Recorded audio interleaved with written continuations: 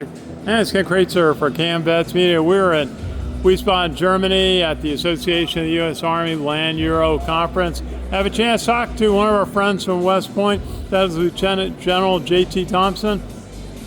General, it's good to see you. It's been a great conference. What are your thoughts on this event? Ken, first, great to see you again. It's been a hot minute, but I want to tell you the same thing I told General Brown this morning, the AUSA president and chairman. This is the best AUSA event. I've been going to AUSA events since the late 1980s. I think this is the best conference ever. Not the biggest, but the richness, the discussion, the panels, everything, even down to the hospitality. Fantastic.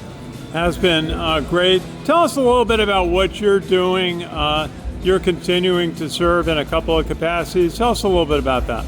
Yeah, I have the great privilege of still giving back to the United States Army.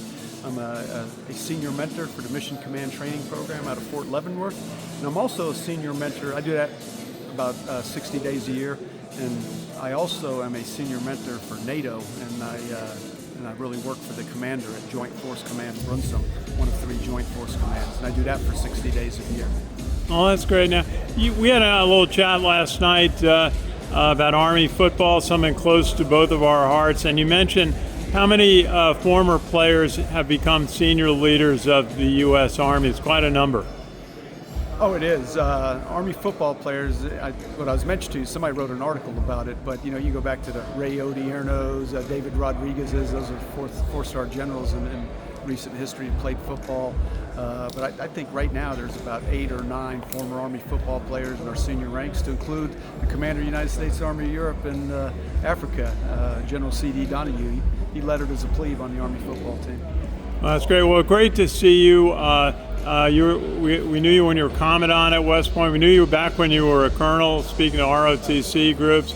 Great to see you. Is there any career highlight you'd like to describe? Highlight in the history of my life, or of your service in the Army. I always like to ask veterans that. People always ask me, what was your most favorite job?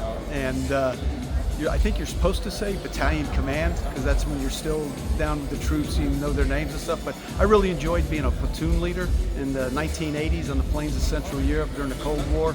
I just had a wonderful time. We were a very cohesive, tight-knit battalion, and with a real-world mission at that time, which we ended up winning in terms of the Cold War. So I love those days. Well, Lieutenant General J.T. Thomson retired from a wonderful career of service in the U.S. Army. Always good to see you, and great to have a chance to chat here in Wiesbaden, Germany. All right, Ken. All the best to you. Our pleasure. This is Ken Kraetzer for Cam Vets Media in Wiesbaden, Germany.